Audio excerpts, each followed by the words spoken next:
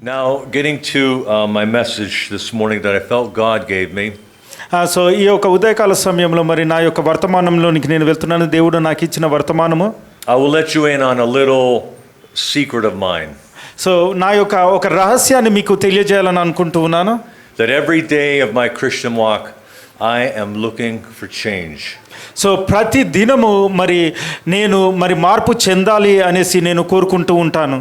You know, I wasn't raised in a Christian home. I didn't have Christian parents and Christian brothers and sisters. So నేను క్రైస్తవ కుటుంబంలో పెరగలేదు, క్రైస్తవ తల్లిదండ్రులు లేరు, క్రైస్తవ కుటుంబం కాదు. And so when I came to know the Lord, you know, there was much in me that needed to be changed. So ఎప్పుడైతే నేను దేవుణ్ణి తెలుసుకుని ఉన్నానో ఆ తర్వాత నాలో చాలా విషయాలు మార్పు చెందాలి అనేసి నేను గమనించుకున్నాను. And so all of my Christianity, I'm saying, oh God, I need change. So నా యొక్క క్రైస్తవ జీవితం అంతలో కూడా నేను ఒకటే మాట అంటూ ఉన్నాను. ఏంటి అనంటే, ప్రభువా నాలో మార్పు చెందాలి, నాలో మార్పు రావాలి అనేసి. And so when I look in the scriptures and I see characters in the scriptures who experience real change, I study them very closely. So దేవుని గ్రంథంలో బైబిల్లో కొన్ని క్యారెక్టర్స్ నేను చూసినప్పుడు, వారి యొక్క జీవితాలను చూసినప్పుడు నేను చాలా మార్పు చెందాలి అనేసి వారి యొక్క జీవిత కథను నేను చూసినప్పుడు నేను చాలా క్షుణ్ణంగా వారి కథను నేను చదివేవాడిని. And in the course of the message, you know, we will mention a few people in the Bible who experienced significant change. So ఈ యొక్క బైబిల్ గ్రంథంలో కొంతమంది వ్యక్తుల యొక్క జీవితంలో చాలా తీవ్రమైన మార్పును మనం చూస్తూ ఉంటాం. And this is the reality of our walk with God. So అది నిజమైనది మన యొక్క ఆత్మీయ జీవితంలో దేవునితోటి నడుస్తున్నట్లు. He wants us to draw close to him so that we can experience him and be changed. So ఆయన ఏమని ఆశిస్తున్నాడంటే, దేవుడు ఆయనతోటి దగ్గరగా సహవాసం చేయాలని, ఆయనతోటి నడవాలనేసి దేవుడు కోరుకుంటూ ఉన్నాడు. That we can become partakers of the divine nature and be changed. So మనలో కూడా దైవికమైన గుణశీలము రావాలనేసి దేవుడు కోరుకుంటున్నాడు. And so in my Christianity, I'm always crying out, "Oh God, show me yourself." So నా యొక్క క్రైస్తవ జీవితంలో నేను చాలాసార్లు ఈ విధంగా మొరపెట్టాను, ప్రభువా నిన్ను నీవు కనపరుచుకో అనేసి. Bring me into your presence, bring me into your glory so that I can be changed. ప్రభువా నీ ప్రసన్నతలోనికి నన్ను నడిపించు, నీ అభిషేకంలోనికి నన్ను నడిపించు, నీలాగా నేను మార్పు చెందాలి అనేసి నేను ఈ విధంగా అనేవాడిని. And I believe that is, you know, the secret to maturity and growth. So అదే రహస్యం అయి ఉన్నది, ఎందుకనంటే ఆత్మీయంగా ఎదగడానికి. And there are many ways that God effects that change in our lives. So చాలా విధాలుగా ఇటువంటి మార్పు మన జీవితాల్లోనికి వస్తూ ఉంటుంది. By reading the scriptures, we are changed. So వాక్యాన్ని చదవడం ద్వారా మనము మార్పు చెందుతాము. By the Holy Spirit dealing with our lives, we are changed. పరిశుద్ధాత్ముడు మనల్ని తాకినప్పుడు మనము మార్పు చెందుతాము. By speaking in other tongues, we are changed. So అన్య భాషలు మాట్లాడినప్పుడు మనము మార్పు చెందుతాము. And our Christian life should be a pursuit of putting off what we are and putting on what he is. So మనం ఏమై ఉన్నామో అది విసర్జించి మనము యేసుని ధరించుకునే వారముగా ఉండాలి. There's a verse in 2 Corinthians chapter 3 which I have to confess is probably one of my favorite verses. So 2వ కొరింథీయులకు రాసిన పత్రికలో ఇది నాకు ఇష్టమైనది అనేసి నేను చెప్పగలను. 3వ అధ్యాయం. Because it's a verse that talks about encountering God in some level and being changed. So ప్రభువును సందర్శించే విషయము అక్కడ ఉన్నది. If somebody could read 2 Corinthians chapter 3 verse 18 please. 2వ కొరింథీయులకు రాసిన పత్రిక 3వ అధ్యాయము 18వ వచనం దయచేసి ఎవరైనా చదవండి. మనమందరమును ముసుకులేని ముఖముతో ప్రభు యొక్క మహిమను అద్దము వలె ప్రతిఫలింప చేయుచు, మహిమ నుండి అధిక మహిమను పొందుచు, ప్రభువు ఆత్మచేత ఆ పోలికగానే మార్చబడుచున్నాము. And so this verse is telling us that as we look into that glass, we are changed into the image that we're beholding. So మనము అది చూస్తున్నప్పుడు మనము ముసుగులేని వారంగా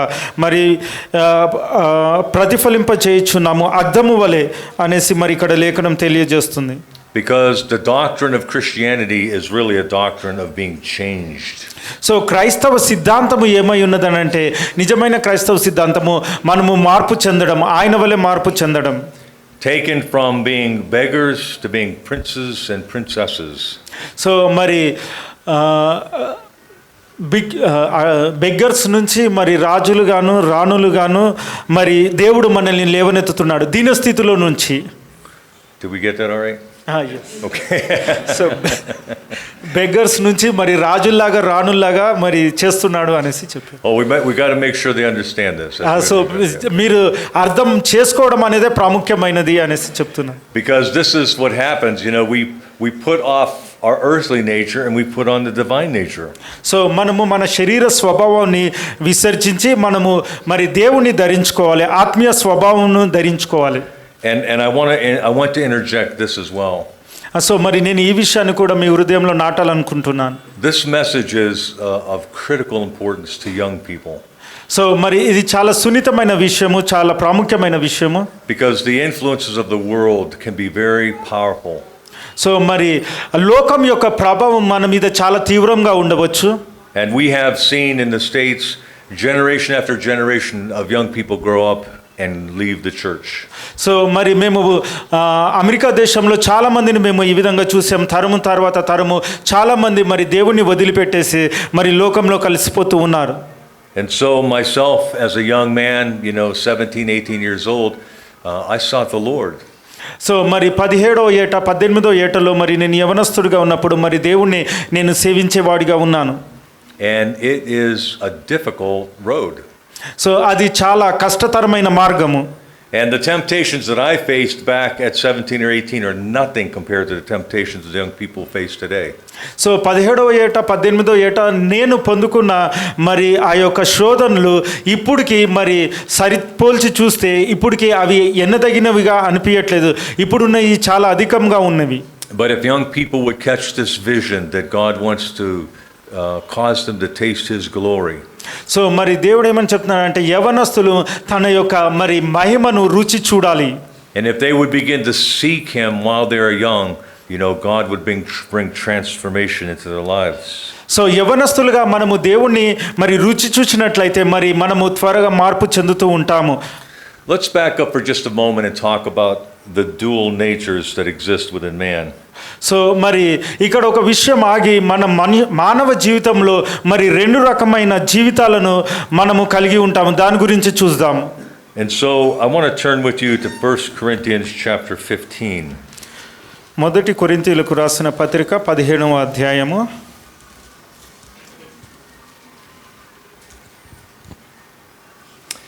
In 1 Corinthians chapter 15, beginning in verse 45. I'll read the verses first and then someone else can read them.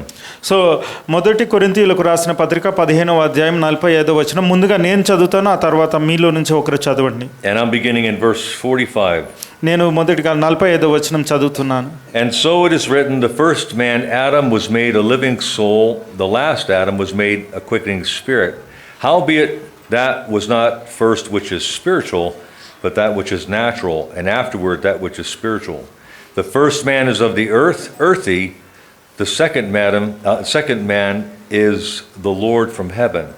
As is the earthly, such are they also that are earthy, and as is the heavenly, such are they also that are heavenly. To verse 48. 48 వరకు చదవండి. ఇందు విషయమై ఆదామును మొదటి మనుష్యుడు జీవించు ప్రాణి ఆయనని వ్రాయబడి ఉన్నది. కడపటి ఆదాము జీవింపచే ఆత్మ ఆయను. ఆత్మ సంబంధమైనది మొదట కలిగినది కాదు, ప్రకృతి సంబంధమైనదే మొదట కలిగినది, తరువాత ఆత్మ సంబంధమైనది. మొదటి మనుష్యుడు భూ సంబంధి అయి మంటి నుండి పుట్టినవాడు, రెండవ మనుష్యుడు పరలోకం నుండి వచ్చినవాడు. మంటి నుండి పుట్టినవాడెట్టివాడో మంటి నుండి పుట్టిన వారును అట్టివారే. పరలోక సంబంధి ఎట్టివాడో పరలోక సంబంధులను అట్టివారే. Yes. And so we have the introduction of two Adams, as it were. So ఇక్కడ మరి రెండు రకములైన మరి ఆదాములను మనము చూస్తున్నాము, రెండు విధములైన ఆదాముని. And the first Adam is earthy or carnal. So మొదటి ఆదాము ఎలాంటి వ్యక్తి అని అంటే శరీర సంబంధి. But then there is the second Adam. So మరి రెండవ ఆదాము ఉన్నాడు. And he is spiritual. That is Christ. So రెండవ ఆదాము మరి ఆత్మీయమైన మనిషి. ఆయన ఎవరు అని అంటే ప్రభువైన యేసుక్రీస్తు. And so when we encounter the Lord Jesus Christ, the second Adam is born within us. So ఎప్పుడైతే మనము ప్రభు అయిన యేసుని సొంత రక్షకుడిగా అంగీకరిస్తామో అప్పుడే మరి రెండవ ఆదాము మన హృదయంలో జన్మిస్తాడు. And so let's consider for just a moment the first Adam. So ముందుగా మనము మొదటి ఆదాముని చూద్దాము. And let's understand the struggle that exists within the heart of a believer or of man. So ఒక క్రైస్తవునిగా లేకపోతే ఒక విశ్వాసిలో మరి ఎటువంటి మరి శోధనలు ఉంటాయో ఈ రెండిట్ల మధ్యలో ఆత్మ సంబంధి అయిన ఆదాము, శరీర సంబంధి అయిన ఆదాము మధ్యలో ఎటువంటి మరి ఇబ్బందులు ఉంటాయో మనం చూద్దాం. Can somebody please read Romans chapter 7 verses 18 and 19? రోమియోలకు రాసిన పత్రిక 7వ అధ్యాయము 17 నుంచి 18 చదవండి ఎవరైనా. కావున ఇకను దాన్ని చేయునది నా యందు నివసించే పాపమే గాని నేను కాదు. నా యందు అనగా నా శరీరమందు మంచిది ఏదియూ నివసింపదని నేను ఎరుగుదును. మేలైనది చేయవలను కోరిక నాకు కలుగుచున్నది కానీ దానిని చేయుట నాకు కలుగుట లేదు. Yes. Okay, so now we have this understanding here that nothing within the first Adam is good. So మరి ఈ లేఖనాన్ని అనుసారంగా మనం చూసినట్లయితే మరి శరీర సంబంధమైన ఆదాములో మేలైనది ఏదియూ లేదు. Nothing in the first Adam is good. So మంచిది ఏదియూ మరి శరీరానుసారమైన ఆదాములో లేదు. And yet he desires to be in charge. So మరి అయినప్పటికీ కూడా మరి ఆయన నాయకుడుగా ఉంటున్నాడు. And this is representative of the old nature. So ఇది ఏం తెలియజేస్తుందంటే మన యొక్క పాత స్వభావాన్ని తెలియజేస్తుంది. The old nature wants to be in charge. So పాత స్వభావం ఏం తెలియజేస్తుంది అని అంటే మనం నాయకులుగా అధికారులుగా ఉండాలనేసి అంటూ ఉంటుంది. So we have also the second Adam. So మరి రెండవ ఆదాము కూడా ఉన్నాడు. And as we said, the second Adam represents Jesus Christ. So మనం చూస్తున్నాం కదా మరి రెండవ ఆదాము ఎవరండి? ప్రభువైన యేసుక్రీస్తు. And I want to give you a reference that we're not going to read, but I just want to give you this reference. నేను ఒక వచనాన్ని మీకు చూపించాలని ఆశపడుతున్నాను, చదవనవసరం లేదు. In Genesis chapter 25 verses 21 to 23. ఆదికాండము 25వ అధ్యాయము. We're not going to read it. అది చదవనవసరం లేదు. 21వ వచనం I'll నుండి. simply tell you what it says. So అక్కడ ఏమి వ్రాయబడిందో నేను చెప్తాను. That Rebecca had two nations within her that were struggling. So Rebekah యొక్క మరి గర్భములో మరి రెండు జనపదములు ఉన్నాయి అనేసి మనం చదువుతాం. Two children that represent two natures. So ఇద్దరు పిల్లలు మరి రెండు దేశములుగా మరి చూస్తూ ఉన్నాం అక్కడ. And we are told that the elder would serve the younger. So అక్కడ మరి లేఖనం ఏమని చెప్తుందనంటే మరి పెద్దవాడు చిన్నవాడికి దాసుడవుతాడు. And this is what God desires in our lives. So మరి దేవుడు కూడా ఇదే మన జీవితాల నుండి కూడా కోరుకునేది. That the first Adam would succumb to the second Adam. So మొదటి ఆదాము అనగా శరీర సంబంధి అయిన ఆదాము మరి ప్రభు అయిన యేసుక్రీస్తు అని రెండవ ఆదామును మరి సేవించాలి. Christ is the second Adam and our Adamic nature, our old nature is the first Adam. So మరి యేసు ప్రభు వారు మరి రెండవ ఆదామై ఉన్నారు, మరి మన శరీర సంబంధమైనది మరి మొదట ఆదామై ఉన్నది. Let's keep all of this in the context of our opening statements. So ఇవన్నీ కూడా మరి ఉపోద్ఘాతముగా మనము జ్ఞాపకం చేసుకుందాము. That we're looking for change. So మనం ఏం చూస్తున్నాము అని అంటే మార్పు చెందాలనే అంశాన్ని మనం చూస్తున్నాం. And as we behold him, we're changed into his image. So మనం ఆయనను చూస్తూ ఆయనలో నడుస్తుంటే అప్పుడు మనం మార్పు చెందుతాం. And so as we behold the second Adam, we are changed into that second Adam. So మనం ఆయనను కలిగి ఉన్నప్పుడు మరి ఆయనలాగా మనము మారుతూ ఉంటాం. The first Adam, the old man. మొదటి ఆదాము మరి పాత స్వభావము. The second Adam, Jesus Christ. So రెండవ ఆదాము ప్రభువైన యేసుక్రీస్తు. And these two natures struggle within us. So ఈ రెండు మరి విధములైన గుణగణాలు మన మధ్యలో లేకపోతే మన హృదయములో పోరాటము అనేది మనం చూస్తుంటాం హృదయములో. Now the interesting thing about this is that even in the Levitical law there was an appreciation for this. So మరి ఈ యొక్క యాజకునికి సంబంధించిన లేవీయులకు రాయబడిన ఆ యొక్క ఆజ్ఞల్లో కూడా దీన్ని మనం చూడగలము. Because even in the Old Testament there were two separate offerings for sin. So మరి లేవియా కాండంలో కూడా మనం చూసినట్లయితే మరి రెండు విభిన్నమైన మరి బలులు ఉన్నాయి పాపము కొరకు. One was called simply the sin offering, so మొదటిగా ఏంటి అని అంటే పాప బలి. but the second one was referred to as the trespass offering. So ఇంకొకటి ఏంటి అని అంటే అది trespass అనలేడు. Just have them read Leviticus 5:17. 5:17 చదువుతాను, లేవియా కాండం. చేయకూడదని యెహోవా ఆజ్ఞాపించిన వాటిలో దేనినైనాను చేసి ఒకడు పాపి అయిన ఎడల అది పొరపాటున జరిగినను అతడు అపరాధి అయి తన దోషంను శిక్ష భరించును. సో చేయకూడని పాపం, ట్రెస్పాస్ సిన్ అని అంటే చేయకూడని పాపంను అనేసి మనం ఇప్పుడు చదివి ఉన్నాము. సో అది చేయొద్దు అనేసి. సో రెండు రకములైన పాపములు. Yes. And so the first offering, the sin offering, so మొదటిగా మనం చూసినట్లయితే పాపం కొరకు మరి ఇవ్వబడుతున్న అర్పణ was not necessarily a conscious offering, it was an offering for the nature of sin. So అది ఎందుకు అని అంటే మనలో ఉన్న ఆ యొక్క నేచర్ అలాంటిది. సో అందుకనేసి మనము పాపం యొక్క అర్పణని ఇస్తుంటాం. But this second offering was for stepping across the line with knowledge. So మనకి తెలియజేయబడిన విధము మరి లేకపోతే మనకు ఆజ్ఞాపించింది అది చేయకూడదు అని తెలిసినప్పటికీ కూడా మరి దాన్ని దాటి మనము పాపం చేస్తే దాని కొరకు ఇవ్వబడుతున్న అర్పణ రెండవ అర్పణ. And so even in the Old Testament, the Lord realized that there were people who would step across the line willingly. So మరి పాత నిబంధనలో మనం చూసినట్లయితే మరి కొంతమంది మరి ఆజ్ఞ తెలిసినప్పటికీ కూడా దాన్ని అతిక్రమిస్తూ ఉన్నారు. And so he created a trespass offering for that willful sin. So మరి అందుకనేసే మరి దేవుడు ఏం చేస్తున్నాడు అని అంటే మరి ఆజ్ఞలను మరి రూపొందించాడు. అటువంటి మరి ఆజ్ఞలు మీరితే ఖచ్చితంగా మరి ఆ యొక్క అర్పణను చెల్లించాలి అనేసి. But the reality and the truth is this, is that we don't want to have to depend on that offering. So మరి వాస్తవానికి మనము ఆ యొక్క అర్పణ మీద మనము ఆధారపడవలసిన అవసరం లేదు. In the New Testament, God gives us grace to overcome these sins. So మరి నూతన నిబంధనలో దేవుడు కృపని మనకు అనుగ్రహిస్తున్నాడు దాన్ని జయించడానికి. But I'm just trying to illustrate that God, even in the Old Testament, understood there were two natures. So మరి పాత నిబంధనలో కూడా మరి దేవుడు మరి రెండు రకములైన పోరాటములు ఉన్నాయి అనేసి దేవుడు గుర్తించి ఉన్నాడు. I mean, if we have to, appropriate the trespass offering our whole Christian life, then we'll have nothing to show for it at the end. So మరి ఆజ్ఞ అతిక్రమిస్తే ఖచ్చితంగా దానికి అర్పణ చేయాలి. కానీ నూతన నిబంధనకి వచ్చేసరికి అది అవసరం లేదు, ఎందుకంటే దేవుడు కృపను అనుగ్రహిస్తున్నాడు. But you see, even after we were born again, there are still those two natures.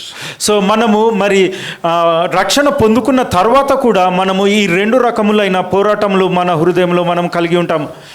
I had a friendly discussion with a pastor in Ireland. So Ireland దేశంలో ఒక సేవకునితోటి ఒక మంచి మరి డిస్కషన్ జరిగింది. And he was coming from the Calvinist approach. So ఆయన మరి కల్విన్ అనే సిద్ధాంతంలో నుంచి వచ్చి ఉన్నాడు ఆ దైవ సేవకుడు. And he was saying that once you're saved, you're always saved. So ఆ సేవకుడు ఏమంటున్నాడు అని అంటే ఒక్కసారి నువ్వు రక్షణ పొందుకుంటే ఇంకా అంతం వరకు నువ్వు రక్షణ పొందుకున్నట్లే. But then he also made this statement. అంతేకాకుండా ఈ విధంగా కూడా ప్రకటన చేస్తూ ఉన్నాడు. We are seated with Christ in heavenly places and all the victory has been purchased for us. So మరి మనం అంతేకాకుండా మనము పరలోకంలో యేసు ప్రభుతోటి కూర్చుంటూ ఉన్నాము, అన్ని మరి జయాలు కూడా మరి దేవుడు మనకు అనుగ్రహిస్తున్నాడు అనేసి కూడా మరి ఆయన చెప్తూ ఉన్నాడు. And we don't have to worry about sin troubling us anymore. So మనము పాపం గురించి ఇంకా చింతించే అవసరం లేదు అనేసి ఆ దైవ సేవకుడు చెప్తూ ఉన్నాడు. So I asked him if he would mind meeting me for breakfast the next morning. This was Sunday and I wanted to have breakfast with him on Monday. So మరి ఈ యొక్క విధమైన సంభాషణ మా ఇద్దరి మధ్య ఆదివారం రోజు జరిగింది. అయితే మరి నేను అతన్ని అడిగాను, సోమవారం మనము ఉదయకాలం బ్రేక్ఫాస్ట్కి కలుద్దామా అనేసి. And we had a very polite discussion on the subject. So మరి మర్యాదపూర్వకంగా ఈ యొక్క విషయమై మేమిద్దరం చర్చించుకొని ఉన్నాము. And so I said, brother, am I to understand that when we were born again, we never troubled with sin again? So మళ్ళీ నేను అతన్ని అడిగాను, ఒకవేళ మనము రక్షణ పొందుకున్న తర్వాత మళ్ళీ మనకి పాపం వల్ల ఎటువంటి ఇబ్బంది ఉండదా అనేసి. And that we don't have to struggle with dual natures ever again?